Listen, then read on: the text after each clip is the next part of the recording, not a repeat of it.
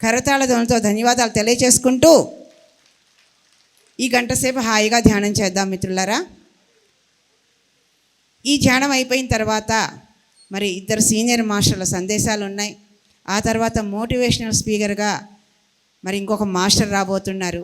ఆ తర్వాత lunch break, ఆ తర్వాత మళ్ళీ మనందరం కలిసి పాడుకుంటాం లోకల్ సింగర్స్ తోటి. తర్వాత పైమా కార్యక్రమాలు, ఆ తర్వాత మళ్ళీ 2 ఊర్ల నుంచి 2 ట్రస్టులు వాళ్ళు వస్తున్నారు. ఆ తర్వాత మళ్ళీ భగవద్గీత, నేను ఎంత బాగా కుదిరింది భగవద్గీతతో ధ్యానం. మరి ఆ భగవద్గీత శ్లోకాలతో 1 గంట ధ్యానం ఉంటుంది. మళ్ళీ ఒక ఆధ్యాత్మిక గురువు వస్తున్నారు.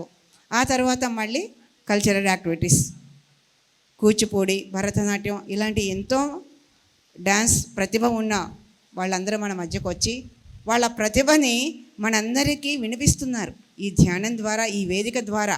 మరి అలాంటి వేదిక ఈ పత్రిజీ ధ్యాన జ్ఞాన మహాయజ్ఞానికి ఒక్కసారి ధన్యవాదాలు తెలియజేసుకుందాం మిత్రులారా.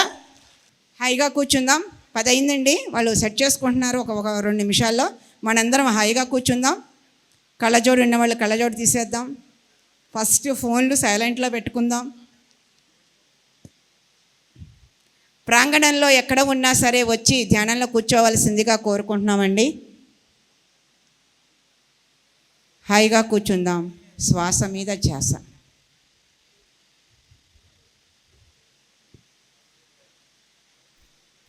ఒక 60 నిమిషాల ధ్యానం చేద్దాం.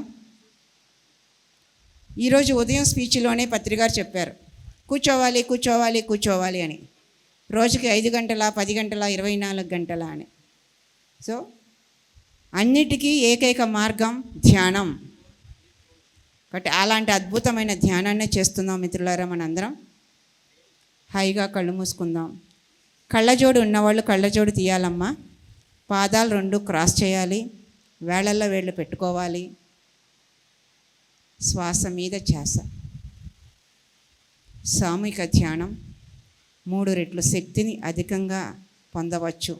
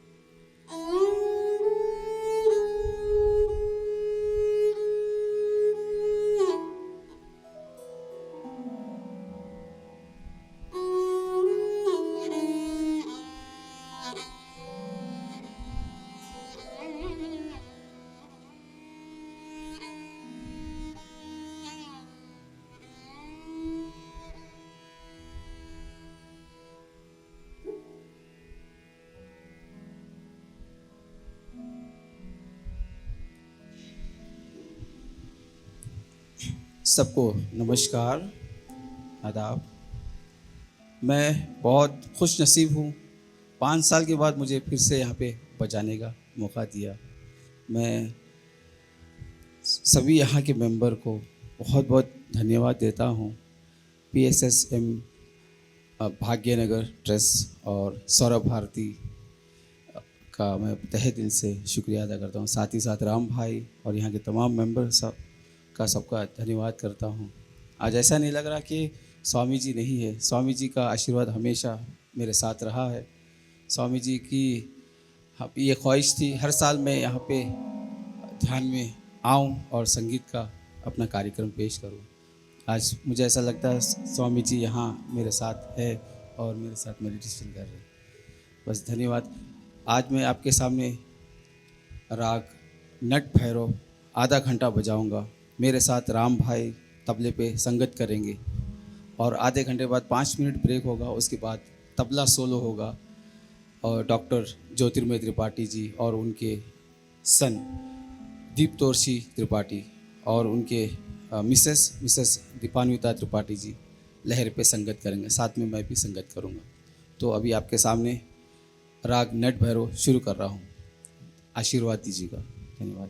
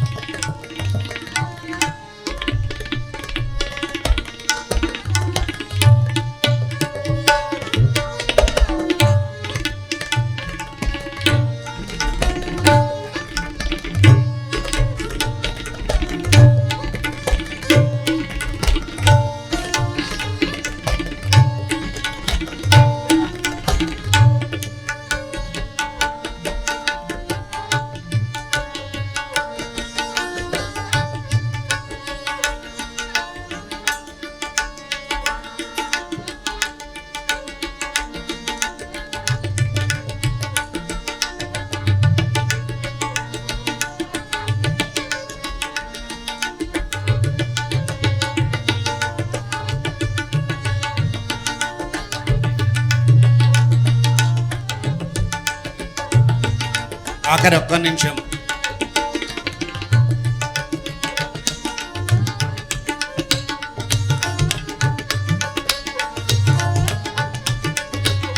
ఓకే ప్లీజ్, మెల్లిగా మీ రెండు చేతులు విడదీసి గట్టి పైన పెట్టండి.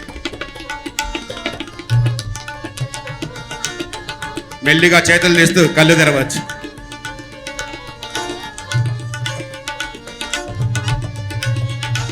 ఒకసారి ఈ ధ్యానానికి, ఈ కళాకారులకి గట్టి క్లాప్స్ అండి. ఈరోజు మనం ఎంతో అదృష్టం చేసుకున్నాం.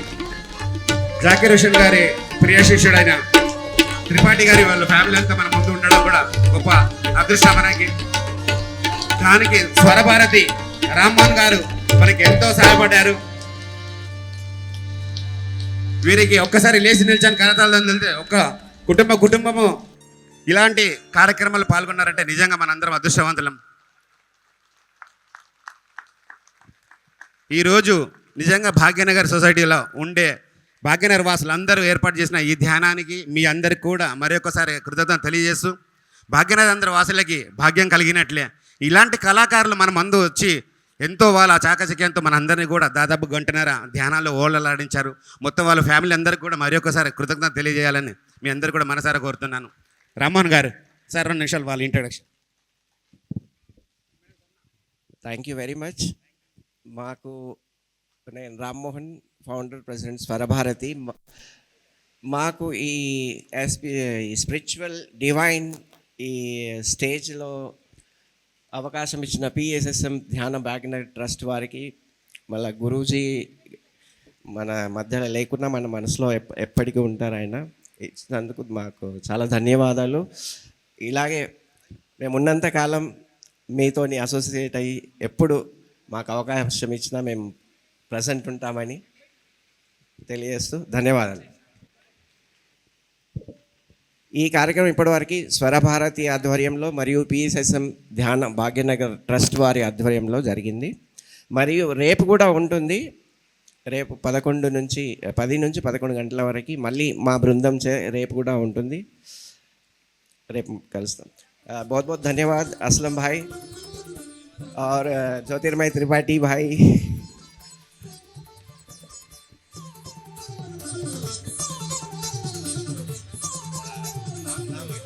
Joel, thank you very much.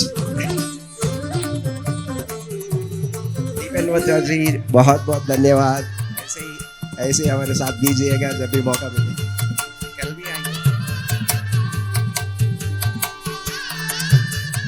ఒకసారి గట్టి క్లాప్స్ అండి. కళాకారులకు మనం ఇచ్చుకునేది పత్రిక గారు మనకు నేర్పింది ఒకటి క్లాప్స్తో అభినందించడం మన కర్తవ్యం. కాబట్టి వీళ్ళ నలుగురు సన్మానం అయ్యేంత వరకు కూడా మనం క్లాప్స్ చేస్తూనే ఉండాలి. మన అదృష్టం నిజంగా ఈరోజు ఇలాంటి కళాకారుల మధ్యలో మనం ధ్యానం చేస్తున్నాం. ఉదయం సంజయ్ కింగ్ గారి ట్రూప్ తోటి ఈరోజు స్వరభారతి రామ్మోహన్ గారి ఆధ్వర్యంలో త్రిపాఠి గారి ఫ్యామిలీ మధ్యలో మనం ధ్యానం చేసాం. మనము నిజంగా మన అందరూ అదృష్టవంతులం. వాళ్ళ సన్మానం అయ్యేంత వరకు కూడా మన క్లాస్ అవుతూనే ఉండాలి.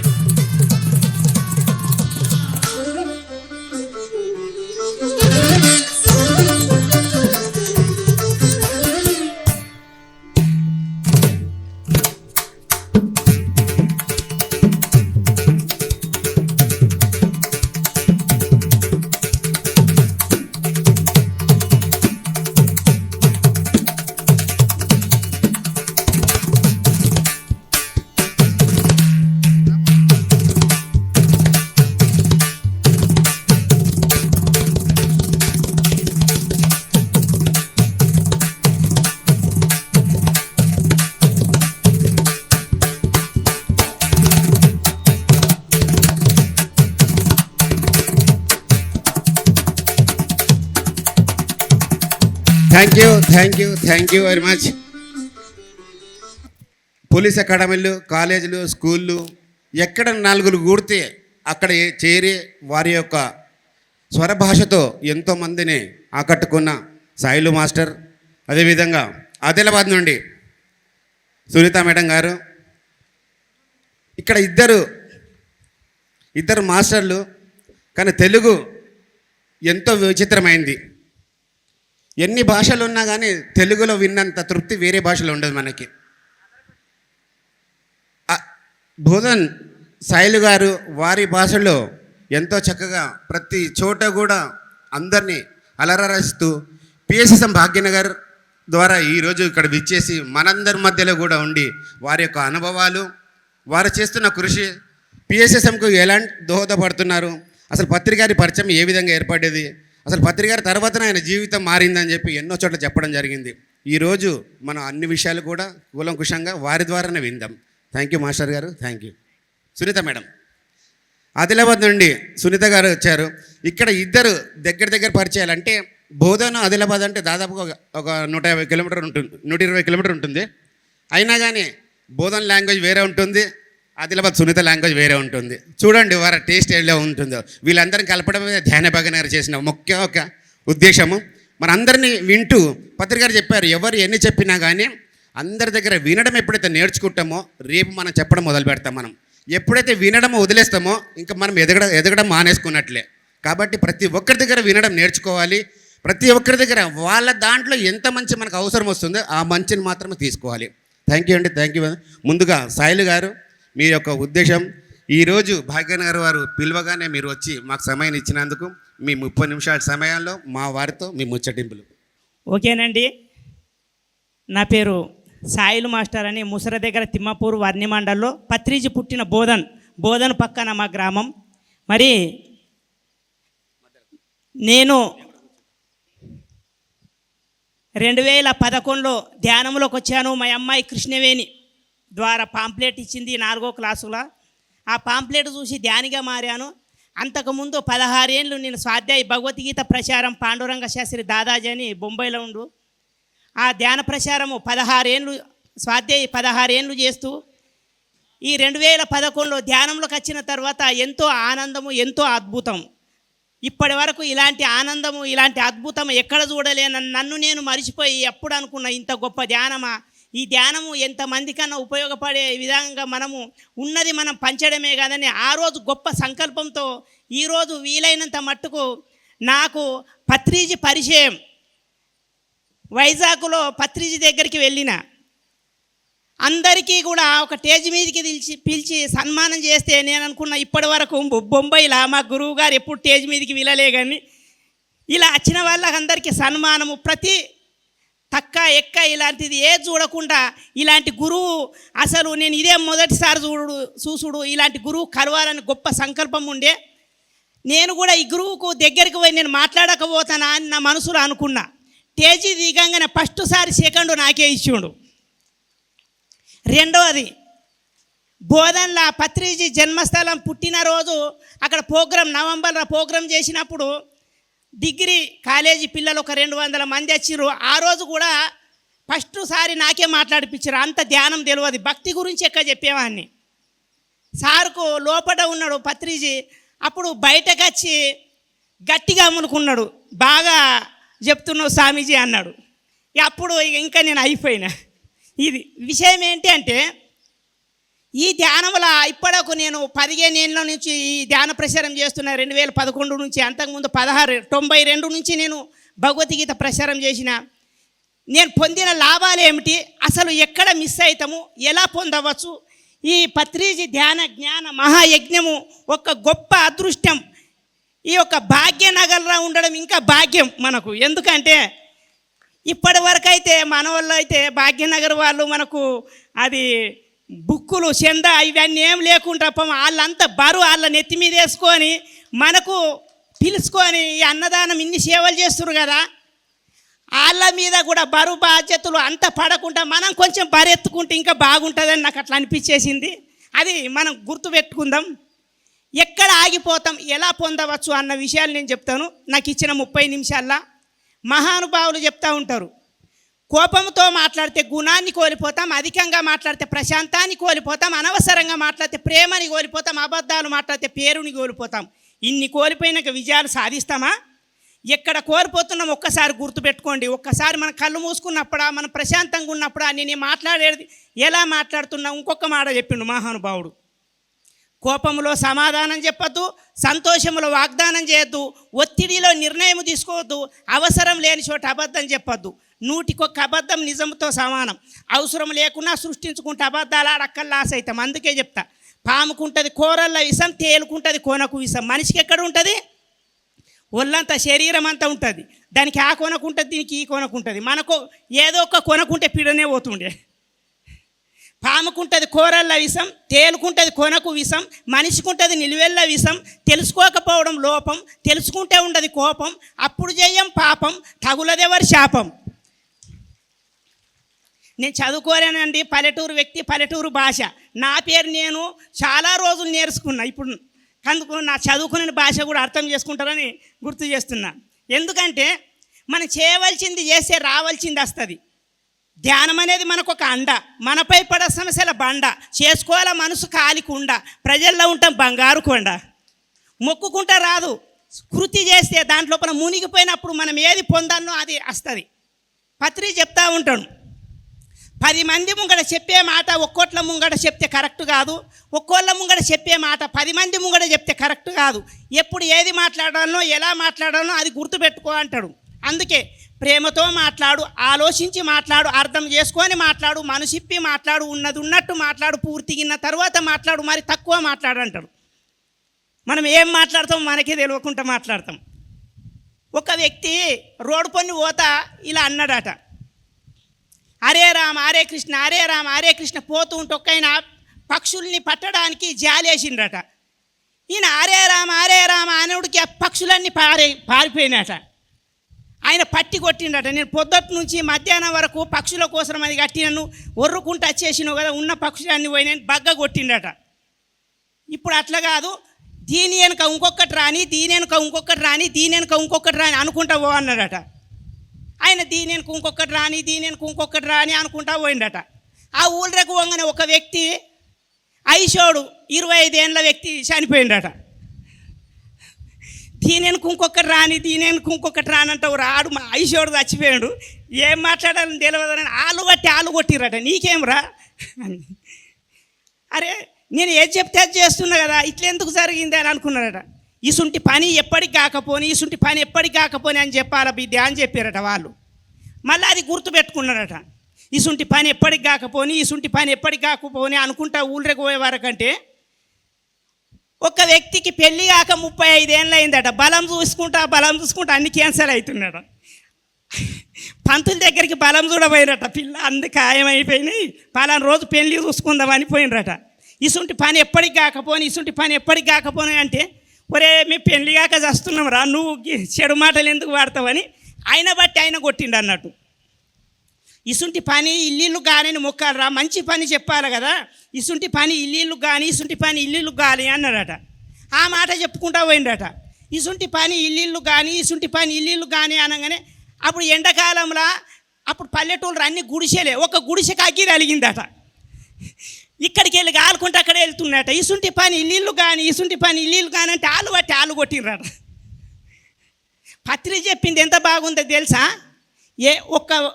ఏ మాట ఎప్పుడు ఉపయోగించాలో అప్పుడు ఉపయోగపడుతుంది. అది సత్యమై ఉండొచ్చు కానీ అప్పుడు కరెక్ట్ కాదు. అదే తెలుసుకోవడం, నేను ఎవరిని, ఎక్కడి నుండి వచ్చిన, సృష్టికి నాకు సంబంధం ఏంది, ఈ సృష్టిలో ఉన్నదేంది, నా లోపల లేనిదేంది, ఎప్పుడు తెలుసుకుంటావు? నువ్వు ఎవరు ఎవరు ఎవరు ఎవరు ఏ రోజు తెలుసుకుంటావు?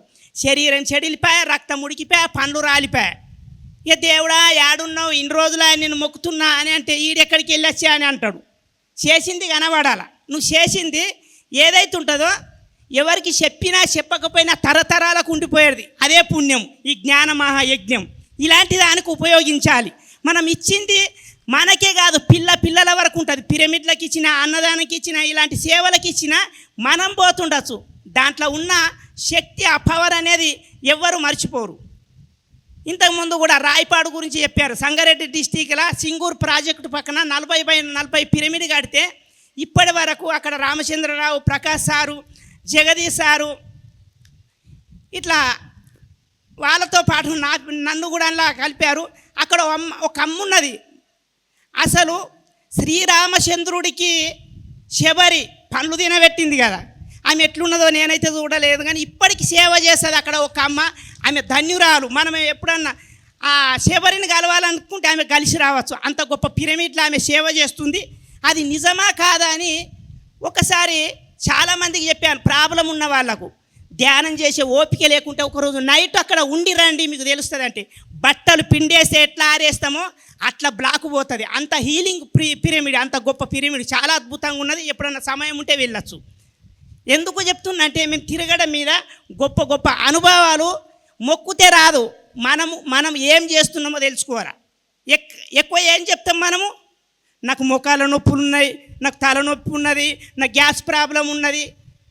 నువ్వు ఏది చెప్తే అది వాళ్ళు తదస్తు అంటారు. నీ రోగాలు ఎప్పుడన్నా పోతాయా? నేను బాగున్నా అంటే వాళ్ళు తదస్తు అంటారు. నువ్వు బాగా లేకున్నా బాగా అయిపోతాం. యద్భావం తద్భవతి. మన ఆలోచనలే మన వాస్తవాలు. ఏం మాట్లాడుతున్నావు, ఎందుకు మాట్లాడుతున్నావు, ఎలా మాట్లాడుతున్నావు, మన మీద మనకు ధ్యాస, మన మీద మనకు ఎరుక, మన మీద మనకు నమ్మకం ఎప్పుడు కలిగితే ఆ రోజు నుంచి ఫలితం వస్తుంది. ఏండ్ల కొద్దీ తపస్సు చేస్తేనే భక్తి, ఏండ్ల కొద్దీ తపస్సు చేస్తేనే దేవుడు ప్రత్యక్షమవుతాడు, ఏండ్ల కొద్దీ కావాలా అల్లంతా మనం ఎప్పుడు చేస్తామో అని అనుకుంటాం కదా, అక్కడ మిస్ అవుతాం మనం. ఒక ఆయన తపస్సు చేస్తుండట, దేవుడు ప్రత్యక్షమైండట. ఎందుకు బాబు తపస్సు చేస్తున్నావు అంటే దేవునితోటి చూడాలా, కలవాలా, మాట్లాడాలా అని ఉన్నాడట. ఆ చెట్టుకు ఎన్ని ఆకులు ఉన్నాయో అన్నేళ్ళు తపస్సు చేస్తే దేవుడు ప్రత్యక్షమవుతాడు అంటే ఇట్లా చూసిండట. గన్నేళ్ళు నేను బ్రతుకుతానని ఎంబటే పారిపోయిండట.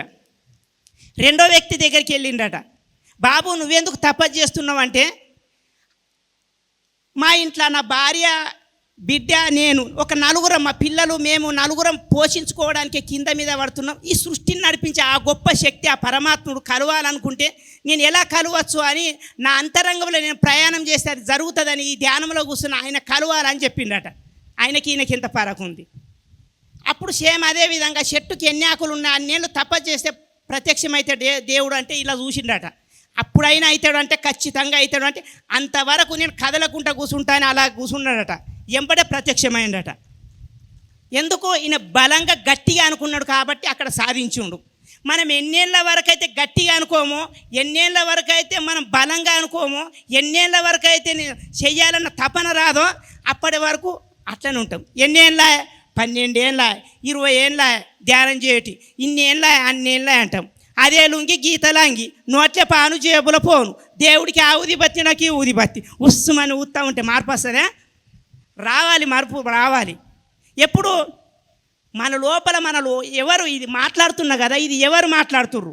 నోరు మాట్లాడితే ఇది ఎక్కడ ప్రకటింపబడుతుంది? అసలు లోపల ఎవరున్నారు? ఎప్పుడన్నా కళ్ళు మూసుకొని నేను ఆ దేవుణ్ణి చూడాలి ఈ దేవుణ్ణి చూడాలనుకున్నాం. నన్ను నేను చూసుకోవాలా, నా అంతరంగంలో ఏం జరుగుతుంది, ఎవరున్నారని ఏ రోజన్నా మొక్కుకున్నామా, చూసుకున్నామా? అక్కడ అది ఇచ్చింది పితామహ పత్రిజీ ఈ ధ్యానాన్ని. మన లోపల మనం పొందాలనుకుంటే ఈ ధ్యానం ద్వారా పొందగలుగుతాం. మన లోపల మనం ప్రయాణం చేయండి. బయట వెతుకుతే తిప్పలు, లోపల వెతుకుతే కుప్పలు. అపారమైన శక్తి, ప్రపంచం వంచే జ్ఞానము, సర్వము సత్యము ఎక్కడో లేదు, నీ అంతరంగం లోపల ఉన్నది. కళ్ళు మూసుకో. పొద్దున ఎంత చక్కని మెసేజ్ ఇచ్చాడు పత్రిజీ. మూసుకో, కళ్ళు మూసుకో, కళ్ళు మూసుకో. 80% కళ్ళు తెరిస్తే ఎనర్జీ వెళ్ళిపోతుంది కదా, నీ కళ్ళు మూసుకో. అన్నీ పని చేస్తే అయిపోతాయి, నువ్వు కళ్ళు మూసుకుంటే అయిపోయేటి ఎన్నో ఉన్నాయి. అందుకోసమే మనం చేయవలసింది చేయాలి. ఇంకొకటి ఏంటి గుర్తా, ఎక్కడ మిస్ అవుతాం తెలుసా? నేను ఇంత చేసిన, ఇన్ని గంటలు చేసిన, అన్ని గంటలు చేసిన, నాకంటే గొప్పవాడు ఎవడు లేడు అని లోపల అనిపించిందట ఒక వ్యక్తికి. అనిపించగానే గురువు గారికి అర్థమైపోయిందట, నీకంటే గొప్పవాళ్ళు మస్తున్నారు నాయన రా అని ఇలా పిలిపించిండట. ఆడవీళ్ళ ఒక ఆయన తపస్సు చేస్తుండట. తపస్సు చేస్తే ఈయనకు శిష్యుడికి అనిపించిందట, 3 గంటలు 6 గంటలు 12 గంటలు ఫ్యాన్లు కూలర్లు వేసుకొని 24 గంటలు కూర్చున్నా, ఇక్కడ వచ్చి చూసే వరకంటే అమాస చీకటి అర్ధరాత్రి కుంభవర్షంలో ఒక ఆయన తపస్సు చేస్తున్నాడే, ఎప్పటి నుంచి చేస్తున్నాడో తెలియదు. ఆ వర్షం అట్లా బురజకి ఇట్లా మట్టి ఇంత మట్టుకు మునిగిపోయిందట. దగ్గరికి పోయి అడిగినరట, ఏం స్వామీజీ ఎప్పటి నుంచి తపస్సు చేస్తున్నామో, భోజనం తెచ్చినాం, బట్టలు తెచ్చినాం, తీసుకోని ఆయన అంటే, 4 రోజులు బ్రతికినా 4 కలపాల కోసం భోజనం ఎందుకు, బట్టలు ఎందుకు అన్నాడట. 4 రోజులు అంటావు, 4 కలపాలంటావు ఏంటి అంటే అప్పుడు చెప్పిండట, 60 క్షణాలు కలిసి 1 నిమిషం, మన అందరికీ తెలుసు కదా. 60 నిమిషాలు కలిసి 1 గంట, 24 గంటలు కలిస్తే 1 రోజు, 128 గంటలు కలిస్తే వారం రోజులు, 365 రోజులు కలిస్తే 1 సంవత్సరం, 35,000 నుండి 50,000 సంవత్సరాలు కలిస్తే ఇది 1 యుగం, 4 యుగాలు కలిసి 1 మహాయుగం, 14 మహాయుగాలు కలిసి 1 మన్వంతరం, 21 మన్వంతరాలు కలిసి 1 కల్పం. 4 కల్పాలు బ్రతికిన 4 కల్పాల కోసం భోజనం ఎందుకు, బట్టలు ఎందుకు అన్నాడట ఆయన. ఆయనకి ఏమైనా 2 కళ్ళు 2 కాళ్ళు చేతులు ఎక్కున్నాయి. మనం అనుకుంటే ఏదైనా సాధించగలం. నీ అనుకున్నాడు మీద ఉన్నది. గట్టిగా అనుకుంటే అయిపోతుంది, మెల్లేమో అనుకుంటే కాదు. ఎన్నేళ్ళ అంటే అన్ని ఉంటాము, కానీ నువ్వు అనుకోవడం మీద ఇష్టం ఉంటుంది. బలంగా అనుకుంటే నీకు కావలసిన శక్తి, ఆ ఎనర్జీ ఆ భగవంతుడు ఎంబటిస్తాడు. ఏండ్లు పట్టాయి ఇక్కడ, నా అనుభవంతో నేను చెప్తున్నా. ఎన్నేళ్ళు కావాలి, అంత తపన చేయాలి, అంత ధ్యానం కాదు. లోపట ఏమనుకుంటున్నావు అనేది దాని మీద ఆధారపడి ఉంటుంది. ఎక్కడ మిస్ అవుతున్నాం మనము? డాక్టర్ దగ్గర ఒక వ్యక్తి పోయి అడిగిండట, సార్ మా భార్యకు చెవులిన వడకొచ్చిన, ఏం చేయాలంటే, ఎంతో దూరంకి వెళ్ళి వస్తాను, నువ్వు దగ్గర ఉన్నావు తీసుకురా అన్నాడట. మళ్ళీ ఒక మాట అడిగిండట, ఎంత దూరంకి వెళ్ళి వినబడతలేవు అన్నాడట. వినబడతలేవు అని ఎంత దూరంకి వెళ్ళావు ఏమో, నేను ఇప్పుడు పోయి పిలుస్తాను అప్పుడే పోయిండట. పెద్ద దర్వాజాలకు వెళ్ళి సప్నా ఏం చేస్తున్నావని అడిగిండట. 2వ దర్వాజాలకు పోయి సప్నా ఏం చేస్తున్నావని అడిగిండట. దగ్గరికి పోయి గట్టిగా అడిగిండట, నీకు వినబడతలేవు నాడు అని డాక్టర్ దగ్గరికి వచ్చినాక ఆమె చెప్పిందట, సార్ మీరు రమ్మన్నారట, మా భర్త పెద్ద దర్వాజాలకు వెళ్ళి సప్నా ఏం చేస్తున్నావు అంటే తమడలు కోస్తున్నానండి అన్న. 2వ దర్వాజాలకు వచ్చి అడిగిండు, సప్నా ఏం చేస్తున్నావు అంటే తమడలు కోస్తున్నానండి అన్న. దగ్గరికి వచ్చి గట్టిగా అడిగితే నీ మొదలారే వినబడది, నీకు మనబడది, తమడలు కోస్తున్నా కదని అన్నదట. ఇప్పుడు వాళ్ళకి చెవులు వినబడతలేవు భర్తకు. ఇక్కడ ఏం జరుగుతుంది? దృష్టి మారితే సృష్టి మారును. సృష్టి లోపల లోపం లేదు, చూసే దృష్టి లోపల లోపం ఉన్నది. వాళ్ళు అట్లున్నారు, వీళ్ళు ఇట్లున్నారు, వీళ్ళు చెడ్డగా ఉన్నారని చెత్త అంతా మీదే పోసుకుంటా. ఎంత ధ్యానం చేసినా చెత్తనే ఉంటుంది. ఎన్ని జన్మల కర్మల మూటనో అది కడుక్కోవడానికే ధ్యానం చేస్తున్నాం. మళ్ళీ ఇంకా వాళ్ళు అదంతా కట్టుకుంటే ఎట్లుంటుంది? ఎవరు ఎట్లున్నా నాకు అవసరం లేదు, నేను ఎట్లా ఉన్నాను తెలుసుకోవడం జీవితం యొక్క లక్ష్యం. 1 నిమిషం లోపల జీవితం మారిపోదు. 1 నిమిషంలో తీసుకున్న సంకల్పం బలంగా ఉంటే జీవితమే మారిపోతుంది. అంటే 1 నిమిషంలో మారిపోతుంది కదా. గంటల కొద్దీ గంటల కొద్దీ నిర్ణయించుకున్నా. డాక్టర్ దగ్గర ఒక ఆయన పోయిందట, ఇంత కాలు ఉబ్బిందట, ఒకటే కాలు. సారు నడవరాకొచ్చిందంటే, మస్తు డెవలప్ అవుతున్నావు కదరా అన్నాడు. నడవరాకొచ్చింది సార్ అంటే ఇన్ని మందులు ఇచ్చిందట. ఏం లేదు నాయన, తినుడు తగ్గించు, మాంసం అవన్నీ బంద్ చేయు, రోజు 3 గంటలు నడువు అన్నాడట. ఒక 3 నెలలకు ఫోన్ చేసిండట, ఏడున్నావు నాయన అంటే ఢిల్లీలో అన్నాడట. ఢిల్లీకి ఎందుకు పోయినావు అంటే, నువ్వు రోజు 3 గంటలు నడుమన్నావు కదా, నడుచుకుంటే నేను ఢిల్లీకే ముట్టినా అన్నాడట. చేయవలసింది చేస్తే రావాల్సింది వస్తుంది, నీకు ఢిల్లీకి పొమ్మలే రా నాయన, మళ్ళీ 3 నెలలు నడుచుకుంటారా అన్నాడట. అట్లా గురువుగారు చెప్తాడు, ఎంత ధ్యానం చేసినా శాకాహారిగా మారాలి. కాబట్టి శాకాహారి గురించి గట్టిగా చెప్తాడు అన్నట్టు. ఇప్పటి వరకు ఏ గురువులు చెప్పలే. భక్తి మీద ఉండాలి ఇష్టం, మాంసం తింటే నష్టం, మార్చుకోవాలి మన ఇష్టం, మార్చుకోకుంటే నష్టం, భగవంతుడు తీరుస్తాడు మన కష్టం. ఎప్పుడు మన మీద మనకు ధ్యాస, మన మీద మనకు ఎరుక, మన మీద మనకు నమ్మకము. కోళ్ళు మేకలు చేపలు తింటారు. అవి ఏమైతే తెలుసా, మనకు 3 రోజుల ముందు ఆవిడికి తెలుస్తుంది ఎవడు కోస్తాడు, ఎవడు వండుతాడు, ఎవడు తింటాడని. ఆదివారం కోసమంటే గురువారం అంత ముందు కనబడుతుంది, అప్పటి నుంచే తిట్టుకుంటాయి. ఒక కోడిని కోసినామనుకో, కోడి ఏం తింటుంది, పురుగులు తింటుంది. మనమేం తిన్నట్టు ఇక నేను చెప్పా, మేము ఊళ్ళో కోళ్ళు తింటాం సార్, బయట కోళ్ళు తినము, పారం కోళ్ళు తినం. ఊళ్ళో కూర ఏం తింటుంది, మురికి తింటుంది. మనమేం తిన్నట్టు ఇక నేను చెప్పా. 3 రోజుల ముందు తెలిసి తిట్టుకుంటాయి. నా చదువుకున్నని భాషల, పల్లెటూరు భాషల ఏమంటాయి తెలుసా, ఓ మూర్ఖుడా, మేము మీలాగా భూమి మీద బతకడానికి వస్తే మమ్మల్ని కోసుకొని తింటావా, అండుకొని తింటారా, అసలు దేవుడనే వాడేలేడా, రక్షించే వాడేలేరా, మీ పిల్లల్ని మీరు కోసుకోండి, చంపుకోండి, కాలో చేతో నరుక్కోండి, మా బాధ అర్థమవుతుంది. మా ఉసురేదిగా, మా పిల్లలు ఉసురేదిగా, నీ కాలు ఇరిగిపోని చేతులు ఇరిగిపోని యాక్సిడెంట్ కానీ అంటాయి. మనం కమ్మగా తింటాం. ఎంత గుమ్మ గుమ్మున్నదే ఆదివారం వచ్చే ఓ ఇలా ధ్యానం వాళ్ళు అద్దంటారు. ఇప్పుడు నా పాలంతా నా తోటి ఆరలు తింటుంది, కలకాల అనిపించదే నాకు. దానికి తిన్నప్పుడు దానికి నెత్తి నొప్పి ఉంటే మనకు నెత్తి నొప్పి వస్తుంది, దానికి ముఖాల నొప్పి ఉంటే మనకు ముఖాల నొప్పి వస్తుంది. తల ఎందుకు నొస్తున్నది, దాని తల తిన్నప్పుడు తల నొయ్యదా, పిక్కలు ఎందుకు కూస్తున్నది, దాని పిక్కలు తిన్నప్పుడు పిక్కలు వీక్కపోవా. దీన్ని ఏం చేస్తాము అంటే ధ్యానములో ఈ జన్మలో కానీ గత జన్మలో కానీ తెలిసి తెలియక ఎన్ని జీవులకు ఎన్ని ప్రాణులకు ఇబ్బంది పెట్టిండో నాకు తెలియదు. ఈ జన్మలో ఒక శాకారిగా ధ్యానిగా మారాను, నన్ను క్షమించండి ఆత్మలారా, క్షమించండి ఆత్మలారా, క్షమించండి ఆత్మలాలని ఒక 41 రోజు మీరు పశ్చాత్తాపంతో ధ్యానం చేయండి. మీకు ఏ గోళీలు వేసుకోకుండా రోగాలు పోకుంటే నాకు పట్టి అడగండి. 19,000 ప్రోగ్రాలు చేశాను ఇప్పటి వరకు. గుంటూరు, ఖమ్మం, కరీంనగర్, బెంగళూరు, కర్ణాటక, తిరుపతి, శ్రీశైలం, ఒంగోలు, ఒరిస్సా 19,000 ప్రోగ్రాలలో నేను చెప్పిన వ్యక్తికి ఈ వ్యక్తికి రిజల్ట్ రాలేదని ఎవరు చెప్పాలి. ఎక్కడ గ్యాప్ అవుతాం తెలుసా, మరి ఇన్నేళ్ళే కదా మేము, మాకెందుకు రాకొచ్చింది, ఎందుకు మిస్ అవుతాం తెలుసా. ఒకరోజు గ్యాప్ అయితే 7 రోజులు వెనకకి వెళ్ళిపోతుంది. అంతకుముందు చెప్పాను కదా, ఎన్నేళ్ళ, 12 ఏళ్ళ, 13 ఏళ్ళ, ఏళ్ళు ముఖ్యం కాదు. ఒకరోజు గ్యాప్ అయితే 7 రోజులు వెనకకి వెళ్ళి కనెక్షన్ కట్ అయిపోయి అక్కడ మిస్ అవుతామన్నట్టు.